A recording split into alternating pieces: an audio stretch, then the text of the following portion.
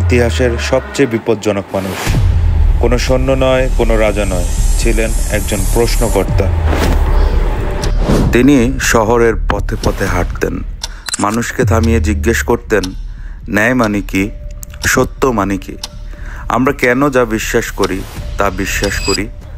তার কাছে জ্ঞান মানে ছিল না উত্তর দেওয়া, জ্ঞান মানে ছিল প্রশ্ন করতে শেখা।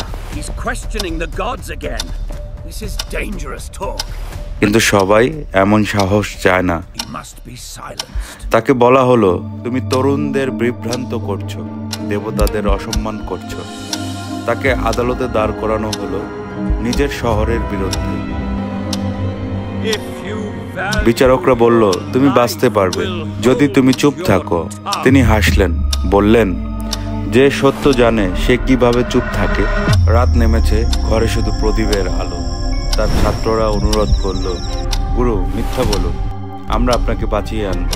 সক্রেটিস শান্ত কণ্ঠে বললেন, যে জীবন সত্যে ভরা নয় সে জীবন বাঁচার মতো নয়।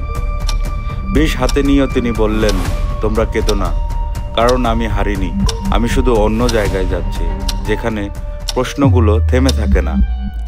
তিনি শেষবারের মতো বললেন, ক্রিটো, আমার ঋণটা দিয়ে দিও, একটা মুরগির দাম পাওনা রয়েছে। আর তারপর তিনি চোখ বন্ধ করলেন। সেই রাতে অ্যাথেন্স থেমে গিয়েছিল। তারা একজন মানুষকে মেরেছিল, কিন্তু তার প্রশ্নগুলো আজও বেঁচে আছে। তিনি প্রমাণ করেছিলেন, সত্যকে হত্যা করা যায় না।